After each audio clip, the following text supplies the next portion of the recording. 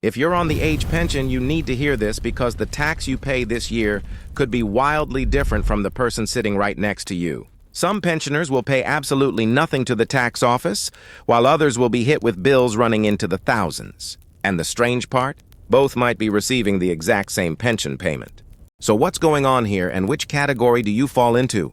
Let's start with something that catches many pensioners off guard. Your age pension is taxable income. Now, before you panic, that doesn't mean you'll definitely pay tax on it, but it does mean Centrelink doesn't automatically deduct tax from your payments like an employer would from wages. The pension gets paid to you in full, and it's up to you to settle things with the tax office later. This is where the confusion starts, because many pensioners assume that if Centrelink isn't taking tax out, they don't owe any. That's not always the case. Here's where it gets interesting. For the 2024-25 financial year, the tax-free threshold in Australia is $18,200. This means if your total income for the year stays below this amount, you pay zero tax. Absolutely nothing. And here's the critical part. Many age pension recipients fall below this threshold naturally. If you're single and receiving the maximum age pension rate, you're getting around $29,715 per year. If you're in a couple, each person receives about $22,465 annually. So singles are above the tax-free threshold, but couples are below it, right? Well, not quite, because this is only the beginning of the story. The real game changer is something called the Seniors and Pensioners Tax Offset, or SAPTO. This is a tax offset specifically designed for older Australians, and it can dramatically change your tax outcome. For singles, SAPTO can reduce your tax bill by up to $2,666. For couples, it's $1,602 each. But here's what makes it so powerful. This offset effectively raises your tax-free threshold. With SAPTO, a single pensioner doesn't start paying tax until their income exceeds roughly $32,000. For couples, it's around $28,800 each. Suddenly, those maximum rate age pension payments look very different, don't they? This is why many pensioners receiving only the age pension pay absolutely no tax. They're comfortably sitting under these higher thresholds. But the moment you add other income sources into the mix, everything changes. And this is exactly where thousands of dollars in tax bills start appearing for some pensioners, while others continue paying nothing. Let's paint a picture. Imagine two single pensioners, both receiving the same age pension of $29,700. Pensioner A has no other income. Their total annual income is below the SAPTO adjusted threshold of $32,000, so their tax bill is zero. Pensioner B, however, has a small part-time job that brings in an extra $10,000 a year. Now their total income is $39,700. After applying the tax-free threshold and SAPTO, this pensioner will owe around $800 in tax. Same pension, but vastly different tax outcomes.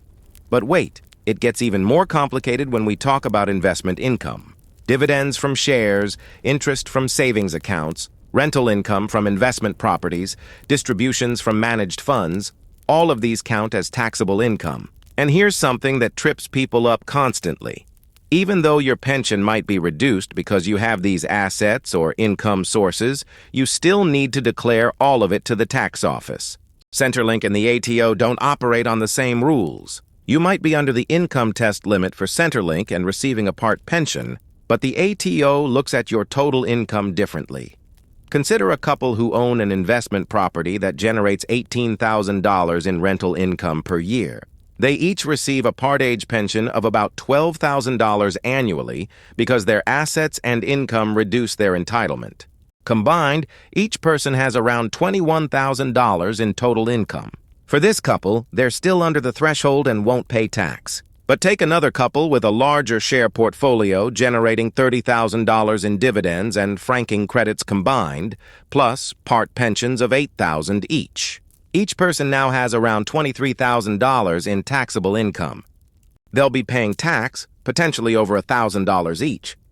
Superannuation income adds another layer to this puzzle. If you're over 60 and receiving an account-based pension from your super fund, that income is tax-free. You don't declare it, and it doesn't count toward your taxable income. This is incredibly valuable because it means you can have substantial super income, still receive a part age pension, and potentially pay no tax at all. But if you're accessing super in other ways, like lump sum withdrawals before 60 or from taxed and untaxed components, different rules apply. Now here's something that causes enormous confusion every single year: franking credits. If you own Australian shares that pay franked dividends, you receive credits for the tax the company has already paid. When you lodge your tax return, these credits can reduce your tax bill or even result in a refund. Many pensioners with share portfolios actually get money back from the ATO rather than owing anything, even though their total income, including franking credits, puts them above the tax-free threshold. This is completely legal and is actually the system working as designed, but it means your tax situation can be very different from someone with the same income from, say, a bank account earning interest. Let's talk about what happens when you get it wrong. If you earn income above the tax-free threshold and don't lodge a tax return, the ATO will eventually catch up with you. Banks, share registries, and employers all report income to the tax office. If you owe tax and don't pay it, you'll face penalties and interest charges. On the flip side, if you're entitled to a refund because of franking credits or because tax was withheld from part-time work, you're leaving money on the table by not lodging. Some pensioners pay thousands while others pay nothing, because Australian tax law treats different types of income differently and provides specific offsets for seniors. Your age, your income sources, whether you're single or coupled, whether you qualify for SAPTO, all of these factors create a complex web where two people with similar total incomes can have completely different tax outcomes. The takeaway here is simple but critical. Don't assume that because Centrelink doesn't deduct tax, you don't owe any. And equally, don't assume you'll definitely owe tax just because you have some extra income. The only way to know for certain is to assess your specific situation, preferably with help from a tax professional or by using the ATO's tax calculator tools. Your pension is secure, but your tax obligation is personal to you, and understanding where you sit could save you from a nasty surprise or help you claim back money you're entitled to.